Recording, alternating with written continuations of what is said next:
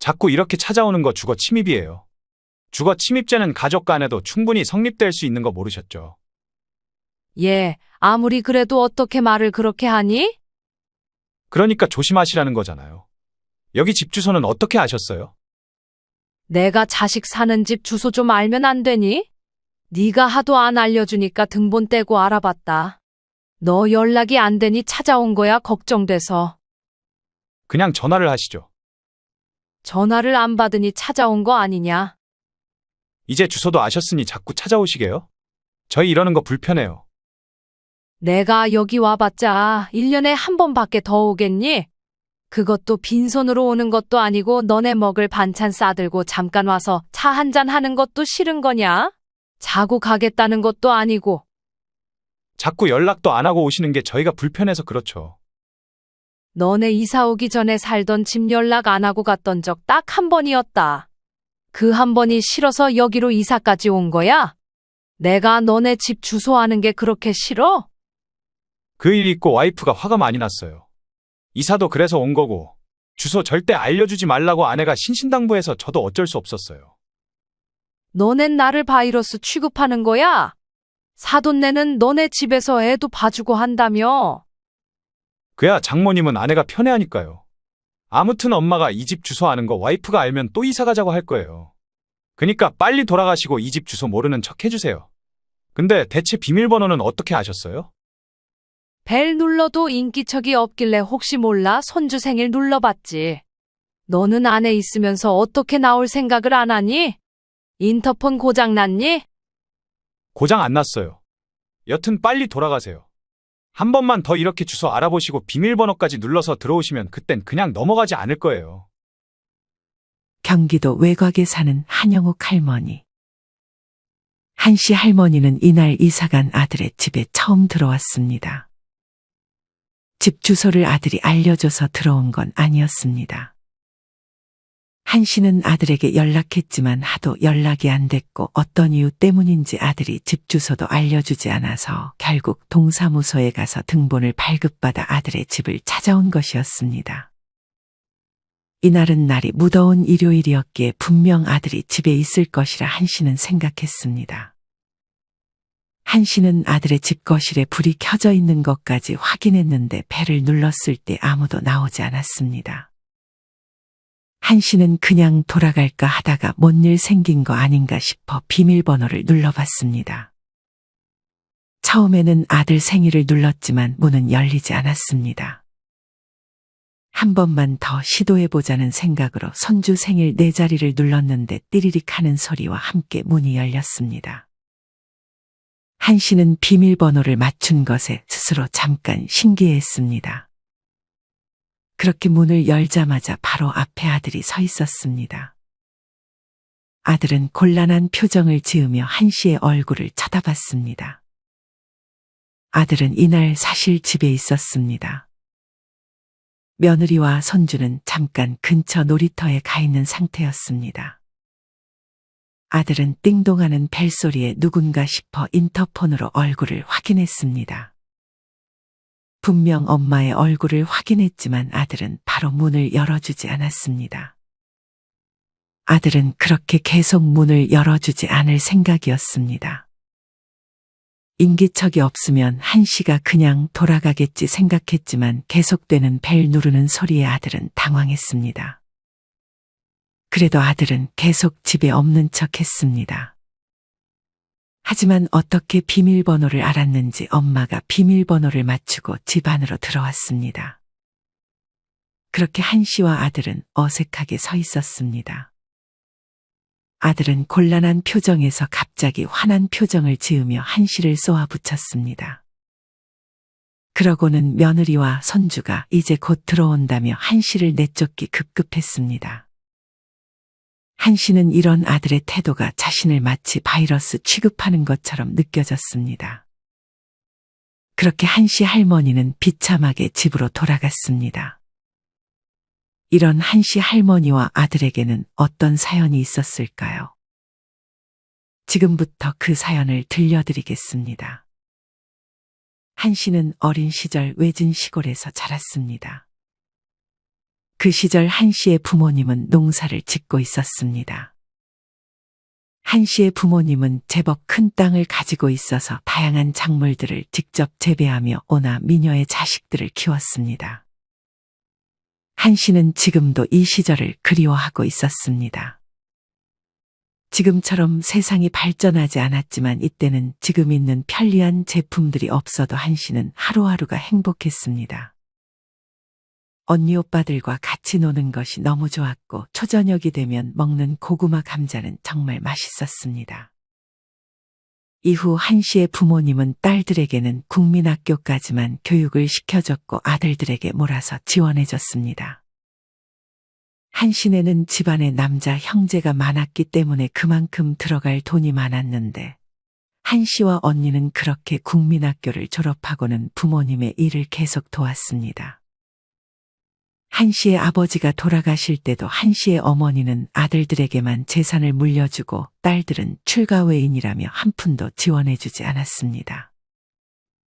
그렇게 한 씨는 고향을 떠나 중매로 시집을 가게 되었습니다.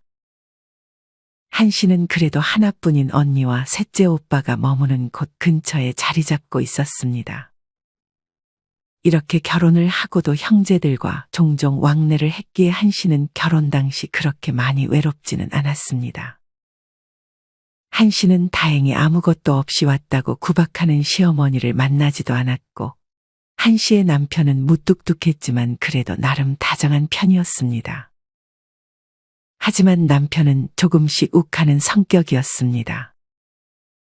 이후 한 씨의 시어머니가 몸이 안 좋아지고 남편이 직장에서 해고를 당하면서 한 씨는 일을 찾아야 했습니다. 이 당시 직원을 해고하는 것은 지금처럼 까다롭지 않았는데 한 씨의 남편이 욱해서 사장에게 조금 대들었다고 그날 당일 남편은 바로 해고를 당했습니다. 이런 일이 있고도 한 씨의 남편은 욱하는 성질 덕에 매번 직장에서 잘리기 일쑤였습니다. 그래서 한 씨는 이대로 가면 다 같이 굶어 죽겠다고 생각하고 일을 찾아 나섰습니다. 이제껏 농사를 제외하고는 일을 해보지 않았던 한 씨는 그렇게 새로운 일을 찾아다녔습니다. 그렇게 찾은 일자리는 가발 공장이었습니다. 이 당시인 70년대는 가발 공장이 아주 많았는데 우리나라에서 처음으로 가발이라는 것을 해외로 수출하면서 이 당시에 외화벌이의 1순위가 바로 가발이었습니다. 그렇게 한 씨는 가발 공장을 다니며 저임금이었지만 그래도 돈을 벌어 가족을 먹여 살렸습니다. 이때는 근로기준법이 있어도 잘 지켜지지 않아서 고된 노동을 해야 했는데 일을 마치고 온 한 씨의 손가락은 잘 펴지지 않을 정도였습니다. 그렇게 우선 돈을 벌어야 했기 때문에 한 씨는 자식을 낳을 생각은 하지 않고 있었습니다. 이후 한 씨는 계속 공장에 일을 다녔고 남편은 그래도 성격이 맞는 직업을 찾아 나름 꾸준히 일을 다니고 있었습니다. 그렇게 조금은 늦은 나이에 한 씨는 아이를 임신했는데 임신 중간에 한 씨의 시어머니가 돌아가셨습니다. 한 씨는 어머니 같았던 시어머니가 돌아가신 것에 크게 괴로워하다 그만 첫째 아이를 유산하고 말았습니다. 한 씨는 한동안 힘들어했고 남편은 그런 한 씨를 위로했습니다. 이후 시간이 약이라는 말이 있듯 완전히 상처가 아물지는 않았지만 한 씨는 점점 일상으로 돌아왔고 첫째를 유산한 지 3년이 지난 시점부터 한 씨는 남편과 이남 일녀의 자식을 낳았습니다. 하지만 자식을 낳고 한 씨 남편의 욱하는 성격이 점점 심해져 갔습니다. 자식들이 떼를 쓰거나 뭔가 마음에 들지 않는 행동을 했을 때 항상 자식들에게 언성을 높였습니다. 한 씨가 사는 빌라는 방음이 그렇게 잘 되지 않았는데 매일 소리 지르는 남편 때문에 한 씨는 주변 빌라 사람들을 보기 창피하기도 했습니다. 화 좀 줄여요. 그러다 화병 나겠어요. 최근에 뉴스 보니까 오히려 화내면 스트레스가 더 쌓인다던데. 화가 나는 걸 어떡해? 한 씨의 남편은 자식들에게 폭력을 쓰진 않았지만 가끔 분에 못 이겨 물건을 집어던지기까지 해서 한 씨는 그런 남편으로부터 자식들이 다칠까봐 노심초사했습니다. 그리고 자식들도 그런 남편을 닮아 점점 욱해지는 모습을 보일 때도 있었습니다. 그렇게 갈수록 한 씨의 남편은 더욱 예민해졌고 그런 성격으로 매일 스트레스를 받다 결국 지병으로 아이들이 성인이 되기 전에 세상을 떠났습니다. 한 씨는 남편이 욱하는 성격 빼고는 다 좋았기에 그렇게 떠나간 남편을 한동안 그리워했습니다. 한 씨의 시어머니는 꽤 많은 재산을 남편에게 물려줬는데 남편은 그 재산을 모두 아내에게 주고 세상을 떠났습니다. 한 씨는 자식들도 이미 성인이 되었고 더 이상 일을 하지 않아도 됐었습니다. 하지만 일을 쉬어봤자 할 게 없었던 한 씨는 계속 일을 다녔습니다. 한 씨는 가발 공장을 다니다 중간에 두부 공장으로 일자리를 옮겼는데 일은 힘들었지만 운동도 되는 이 직장이 좋았습니다. 한 씨는 체격이 어느 정도 있고 건강한 편이었는데 같은 또래들이 힘들어하는 일도 도와주며 그렇게 일을 할 수 있다는 것에 감사하며 살고 있었습니다. 하지만 한 씨가 사별을 했다는 걸 알았던 공장 직원 간부가 점점 한 씨에게 접근하기 시작했습니다. 이미 눈치를 채고 있었던 동료가 한 씨에게 귀뜸했습니다. 언니, 저 사람이 언니 좀 마음에 들어 하는 것 같은데? 머리는 다 벗겨지고 항상 느끼한 눈을 하고 다니던 그 직원 간부를 한 씨는 피해 다녔지만 그 간부는 한 씨에게 자꾸만 귀찮게 굴었습니다. 직원 간부는 갈수록 한 씨에게 직접적으로 자기를 만나보는 게 어떻겠냐고 하는데 한 씨는 참다 일을 하다 그 간부의 정강이를 걷어찼습니다. 할 일 없어? 더 많은 사람들 앞에서 창피당하고 싶지 않으면 조용히 일이나 해. 이 말을 듣고 간부는 한 씨에게 덤볐지만 두부들을 나르며 생긴 팔 힘으로 한 씨는 그 간부를 단숨에 제압했습니다. 이후 그 간부는 한 씨를 자르려고 했지만 공장 내에서 워낙 평판이 좋았던 한 씨였기에 한 씨는 쉽게 잘리지 않았습니다. 오히려 그 간부가 한 씨에게 누명을 씌우려 했다는 사실이 밝혀지면서 해고를 당했습니다. 한 씨는 그렇게 일하는 것도 행복했고 무엇보다 어디 딱히 아프지 않고 건강하다는 점이 행복했습니다. 게다가 자식들이 하나둘 집에서 출가하며 독립하는 것도 좋았습니다. 하지만 한 씨를 괴롭히는 사람이 또 있었습니다. 그 사람은 바로 한 씨의 셋째 오빠였습니다. 한 씨의 셋째 오빠는 부모님에게 재산을 물려받자마자 사업을 시작했습니다. 어렸을 때부터 욕심이 많고 야망이 넘쳤던 셋째 오빠는 큰 성공을 꿈꿨습니다. 하지만 현실은 말 그대로 현실이었습니다. 셋째 오빠는 하는 사업마다 모두 실패했고 결국 많은 빚까지 떠안았습니다. 자존심이 강해 이런 현실을 받아들일 수 없었던 셋째 오빠는 결국 술에 빠져 살았습니다. 셋째 오빠는 점점 말이 어눌해져 갔습니다. 그런 셋째 오빠는 한 씨와 가까운 곳에 살고 있었고 한 씨의 집을 알고 있었기 때문에 어느 순간부터 한 씨에게 돈을 빌리러 찾아오기도 했습니다. 한 씨의 남편은 이런 한 씨의 오빠에게 질려 화를 내고 더 이상 찾아오지 말라고 한 이후에 셋째 오빠는 한 씨의 집을 찾아오지는 않았지만 이제 집에 한 씨의 남편이 없으니 점점 한 씨를 찾아 집으로 오기 시작했습니다. 한 씨가 집에 없을 때는 집으로 돌아가면 좋으련만 계속 문을 두드리고 한 씨가 올 때까지 기다렸습니다. 한 씨는 그런 오빠가 점점 창피해지기 시작했습니다. 처음에는 한 씨도 오빠가 불쌍해서 돈을 잘 빌려줬지만 오빠는 빌려간 돈을 당연히 갚지 않았고 점점 한 씨의 집에 찾아와 돈을 요구하는 빈도가 높아졌습니다. 한 씨는 결국 셋째 오빠를 피해 이사를 갈 수밖에 없었습니다. 한 씨의 언니가 그런 오빠에게 강하게 대응했지만 한 씨는 자꾸만 예전 시절 오빠의 모습이 떠올라 그렇게 모질게 대하지는 못했습니다. 하지만 계속 돈을 줄 수는 없었기 때문에 결국 한 씨는 이사를 선택했고 셋째 오빠에게 사는 곳을 절대 알려주지 않았습니다. 영호가 어디로 이사 갔어? 얼굴만 좀 보자. 이제 줄 돈 없어. 그간 빌려줬던 돈은 안 받을 테니까 술 끊으면 그때 다시 연락해. 한 씨는 그렇게 셋째 오빠와 멀리 떨어진 곳으로 이사를 해야 했습니다. 그렇게 이제 한 씨는 조금 마음이 놓였습니다. 셋째 오빠를 안 보고 사니 마음이 그렇게 편할 수가 없었습니다. 이후 자식들은 대학을 잘 졸업해 첫째는 취직을 했고 얼마 안 가 둘째 딸은 취직하자마자 결혼했습니다. 막내 아들은 공부를 하겠다며 한 씨에게 용돈을 타며 생활했고 이후에 자취방을 하나 구해 거기서 지내고 있었습니다.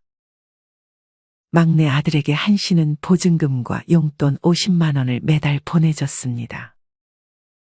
한 씨는 어릴 때부터 취직하면 지원은 없다고 자식들의 귀에 박히게 얘기했기 때문에 둘째 딸이 결혼할 때 아무것도 해주지 않았습니다.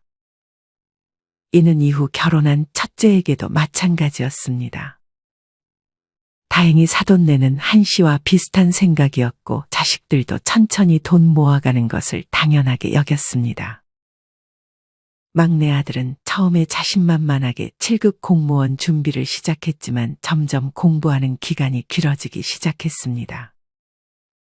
한 씨는 막내 아들이 자취하는 곳을 찾아가 청소도 해주고 냉장고에 반찬도 채워줬는데 그 기간이 길어지니 점점 힘들어졌습니다. 한 달에 50만 원 주는 것도 1년이면 600만 원이고 5년이면 3천만 원이었습니다. 한 씨는 2주에 한 번씩 막내 아들 집을 찾아가다가 지쳐서 2개월에 한 번씩만 찾아가기 시작했습니다. 그렇게 2개월 만에 찾아간 막내 아들의 집은 난장판 그 자체였습니다. 집 좀 치우고 살아야지. 이게 돼지 우리 아니고 뭐야? 안 그래도 오늘 청소하려고 그랬어요. 이후 다시 2개월 정도가 지난 시점에 한 씨는 막내 아들의 집에 찾아가서 익숙하게 비밀번호를 눌렀습니다. 하지만 집에 비밀번호가 바뀌어 있었습니다. 무슨 영문인지 싶어 한 씨는 막내 아들에게 전화를 걸었습니다. 얘 비밀번호 바꿔놨니? 엄마 집 앞에 와 있는데. 엄마, 오실 때는 말하고 오셔야죠. 언제부터 올 때 말하고 왔다고 그래. 반찬 집어넣고 청소만 싹 해놓고 갈 테니까 비밀번호 알려줘. 하지만 막내 아들은 뭔가 숨기는 게 있는 듯 한 씨에게 오늘은 그냥 반찬을 밖에다가 놓고 돌아가라고 했습니다. 그러고는 다음부터는 집에 올 때 말하고 오라고 했습니다.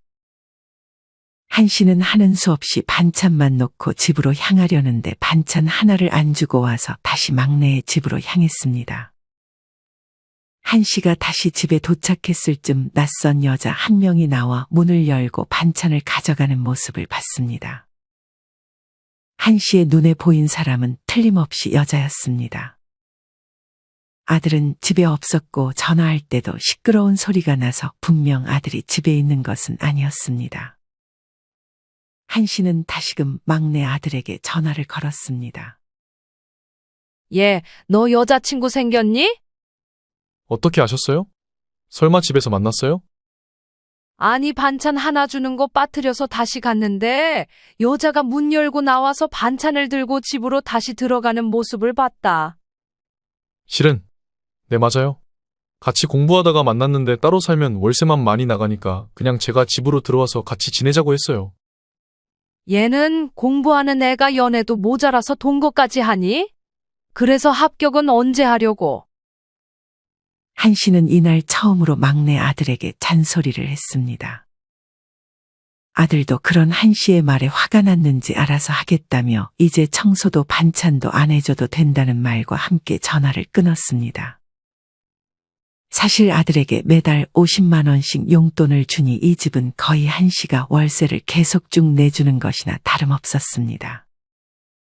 보증금의 월세 그리고 반찬도 가져다 바쳐 사실상 한 씨가 다 해주는데 이 모든 것들을 결혼도 안 한 여자친구와 같이 쓴다는 점에서 한 씨는 뭔가 손해보는 느낌을 받았습니다. 반찬 안 가져다 주면 너 뭐 먹으려고? 엄마가 주는 용돈은 월세 내면 다 나갈 텐데. 그러자 막내 아들은 청소는 안 해주는 대신 반찬은 가져와도 된다고 말했습니다. 한 씨는 그렇게 둘이 먹을 분량의 반찬을 해다 주기 시작했습니다. 둘째 딸은 지방 먼 타지에서 월세로 살고 있었고 도와줄 거 있냐고 해도 괜찮다고 말하며 한 씨의 부담을 덜어줬습니다. 반면 첫째 아들과 큰 며느리는 집을 고민하고 있었습니다.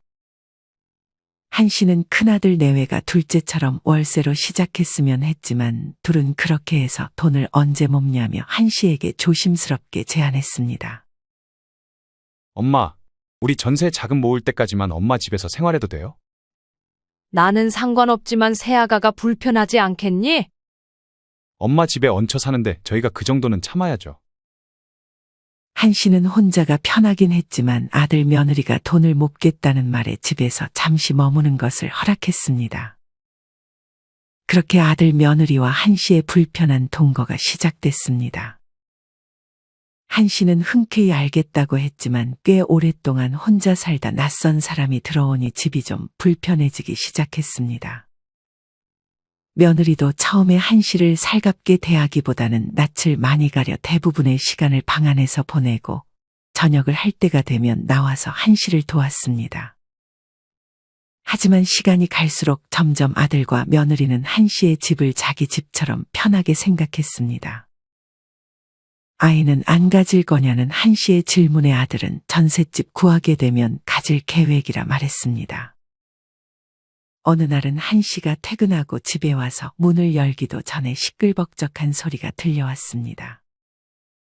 웬 소란인지 싶어 문을 열었더니 여자들이 옹기종기 마루에서 파티를 벌이고 있었습니다. 이날 한 씨는 평소보다 일찍 퇴근했는데 몸에 열이 좀 나서 집에서 쉬고 싶었습니다.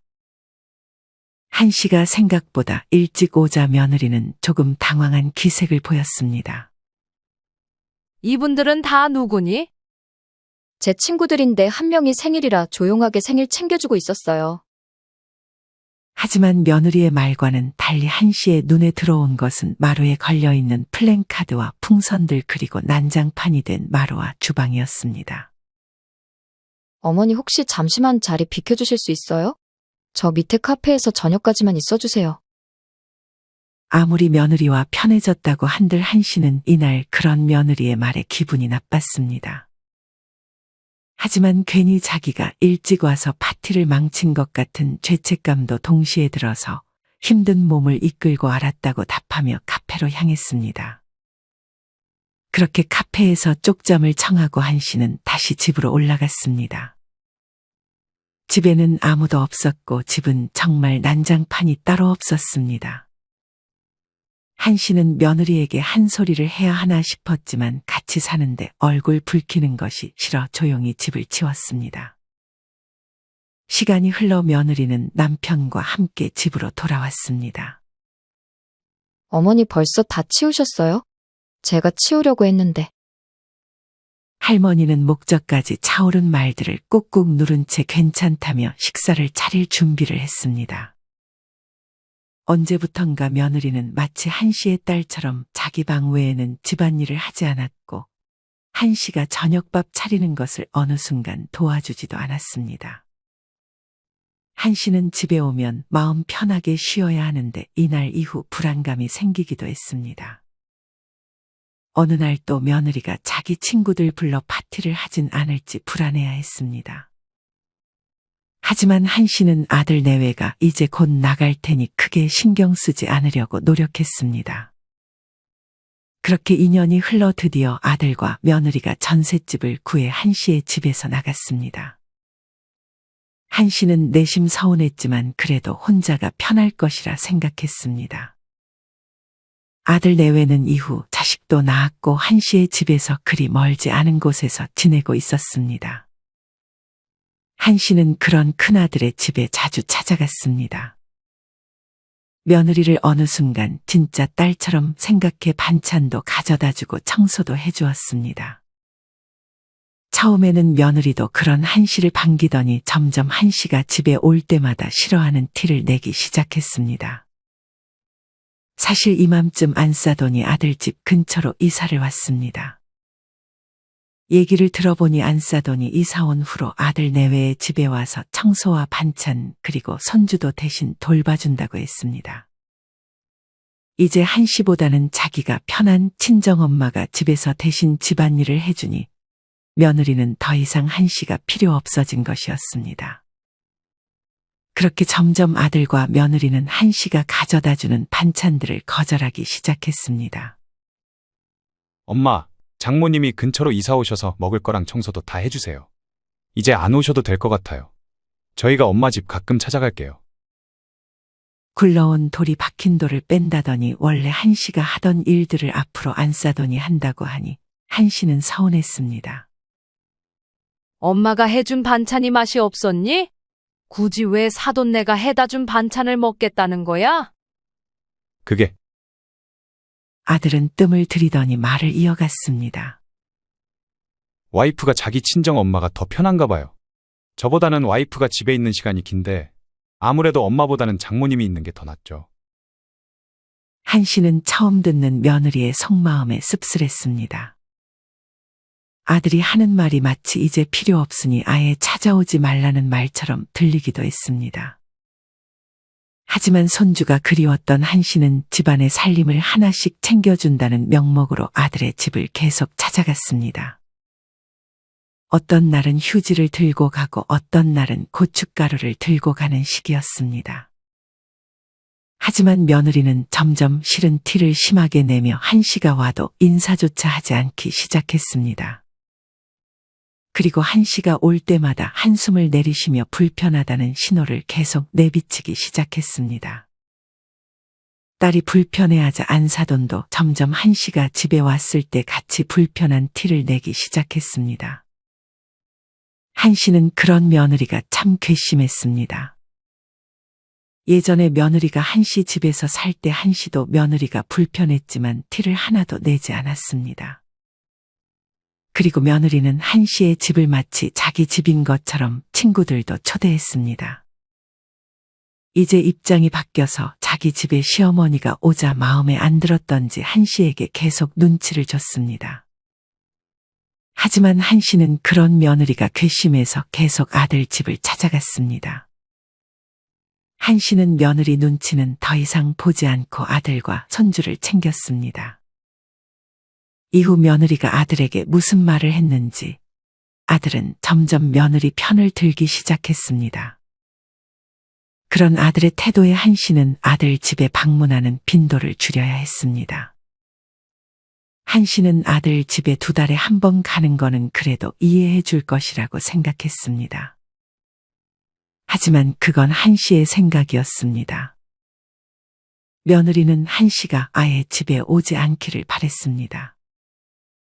그런데도 자꾸 오니 며느리는 아들을 꼬드겨 이사를 결정했습니다. 전세 계약 기간이 끝나자마자 그렇게 아들 내외는 한씨 모르게 이사를 갔습니다. 며느리는 남편에게 절대 한씨에게 이사한 주소를 알려주지 말라고 신신당부했습니다. 한씨가 아들에게 어디로 이사 갔는지 물어도 아들은 얼버무리며 대답을 피했습니다. 자기가 생각해도 이렇게 주소까지 말하면 안 되나 싶었던 것 같았습니다. 하지만 며느리에게 잡혀 사는지 아들은 며느리 말이면 다 따랐습니다. 그렇게 한씨는 아들의 집을 찾아갈 수 없었습니다.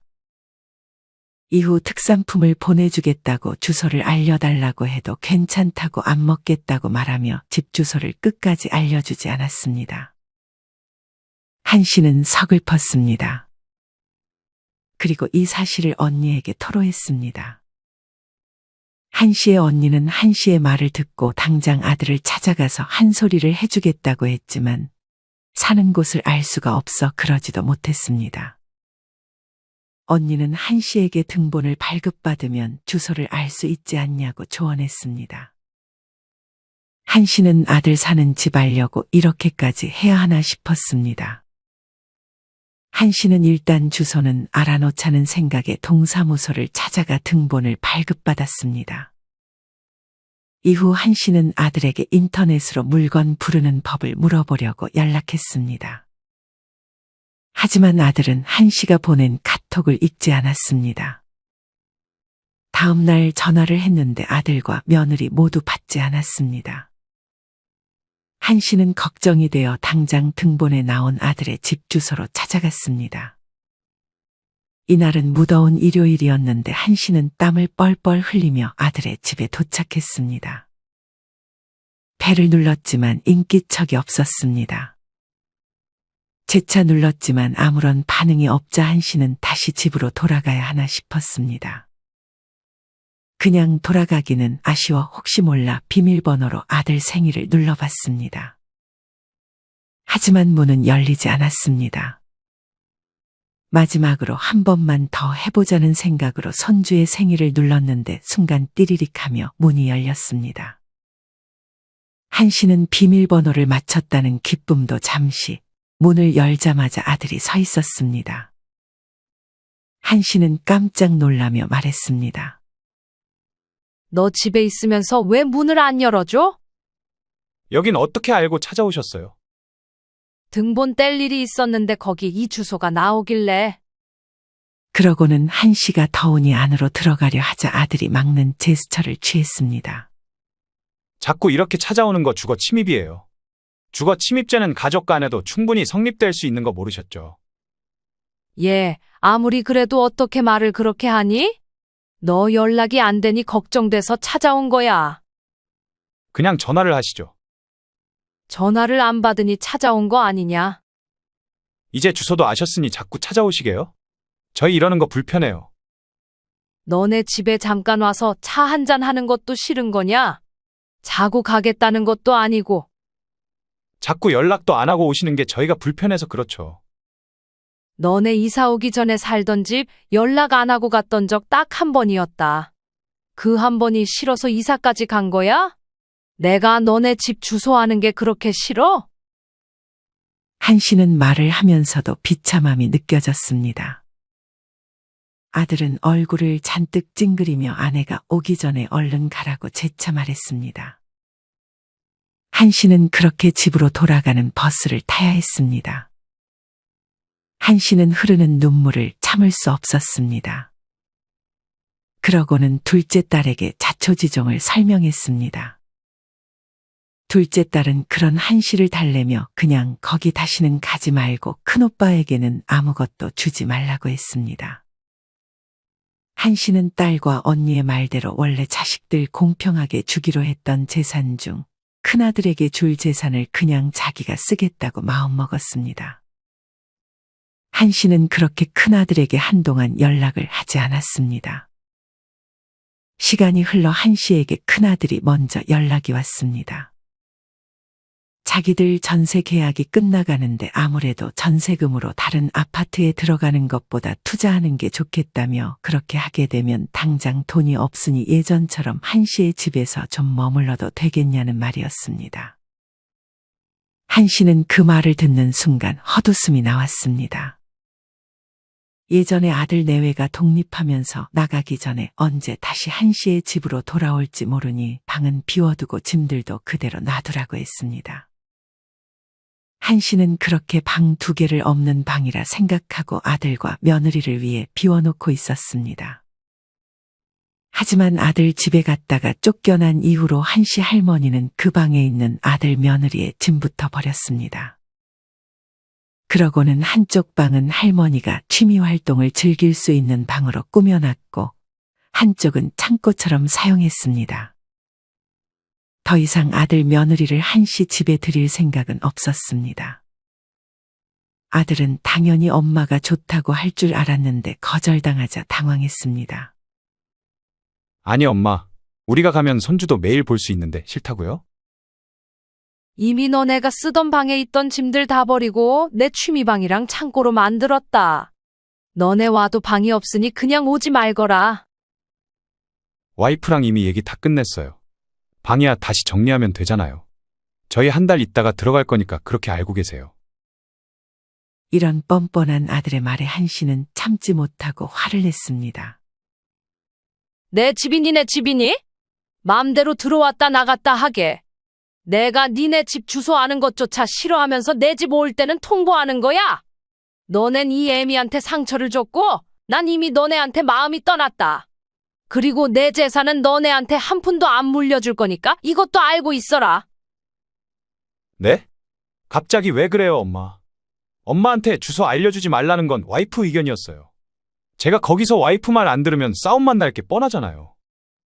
한씨는 머저리 같은 아들에게 욕을 한 바가지 해주고 싶었지만 참았습니다. 아무튼 내 집에 올 생각 절대 하지 마라. 비밀번호도 바꿨고 문 열어줄 생각도 없다. 엄마, 손주 안 보고 싶어요? 큰아들은 필살기를 꺼냈습니다. 하지만 한씨는 이미 아들 며느리가 그걸로 협박할 것이라고 예상했고 이미 손주 안 보는 걸 각오한 상태였습니다. 그래, 손주도 안 보고 너네도 더 이상 안 볼란다. 그렇게 한씨는 전화를 끊었습니다. 한편 한씨의 막내 아들은 아직도 공무원 시험을 준비하고 있었는데 공부를 하는지 연애를 하는지 합격 소식은 아직까지도 들리지 않았습니다. 한씨는 이런 막내 아들에게 지원하던 용돈도 끊어버렸습니다. 막내 아들은 갑자기 왜 그러냐며 노발대발했지만 한씨는 큰아들에게 했던 것처럼 단호하게 행동했습니다. 그렇게 한씨는 좀 더 생활비가 여유로워졌습니다. 그걸로 그간 즐기지 못했던 취미를 즐기기 시작했습니다. 그리고 자식들한테 병원 간다는 소리도 안 하고 혼자 병원 가서 진료 잘 받고 좋은 찜질방에 가서 마사지도 받고 맛난 것도 많이 사 먹었습니다. 가방에 책 한 권 넣고 다니면서 카페에서 커피를 마시며 책을 보거나 쇼핑센터에 가서 입을 옷도 골랐습니다. 그뿐 아니라 가끔 호텔도 예약해서 하룻밤을 묵기도 했습니다. 한씨는 자신이 이렇게 호기심이 많은 사람인 줄 몰랐습니다. 자식들에게서 벗어나 자기의 삶에 집중하니 이렇게 행복할 수가 없었습니다. 혼자 외롭지 않냐는 둘째 딸의 질문에는 세상 구경하는 게 이렇게 즐거울 수가 없다고 답하며 자기는 사람 친구보다는 동물, 식물이 다 친구라며 이제는 동물들, 식물들이 좋다고 답했습니다. 그렇게 한씨는 가끔은 언니와 놀러도 다니고 혼자서도 집에서 글도 쓰고 그림도 그리며 남은 노후를 행복하게 보내고 있습니다. 여러분은 이런 한영욱 할머니의 사연을 어떻게 들으셨나요? 한씨는 자식 내외가 자기 집에서 살겠다는 말에 불편함을 감수하고 흔쾌히 받아줬습니다. 그리고 아들 며느리가 자기 집처럼 편하게 생활하라고 배려해주기까지 했습니다. 하지만 아들 내외는 상황이 뒤바뀌자 한씨를 집에 오지 못하게 하려고 이사까지 가서 주소조차 알려주지 않았습니다. 한씨의 입장에서는 서운함을 넘어 배신감이 느껴질 수밖에 없었을 것 같습니다. 물론 자식들 결혼한 집에 이유 없이 수시로 찾아가는 것은 좋지 않은 행동이지만 남도 아니고 가끔은 자식들 집에 가서 손주도 보고 차도 한 잔 마시고 오는 것이 크게 잘못된 행동은 아니라고 생각합니다.